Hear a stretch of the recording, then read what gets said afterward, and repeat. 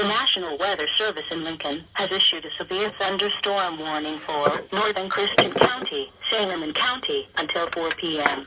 At 3:28 p.m., a severe thunderstorm was located near Verdon and moving northeast at 60 miles an hour. Expected hazards include 70 miles an hour wind gusts and penny-size hail. This is a radar-indicated threat. The following impacts are expected. Expect considerable tree damage. Damage is likely to mobile homes, roofs, and outbuildings. Locations impacted include Springfield, Albert, Divernon, Chatham, Pawnee, Kincaid, Rochester, Edinburgh, Sherman, Riverton, Mechanicsburg, Stonington, Mount Albert, Glenarm, Kern, Sicily, Jerome, Lewin Grove, Southern View, and Toby. This includes Interstate 55 between mile marker 78 and 107. This includes Interstate 72 between mile markers 89 and 122.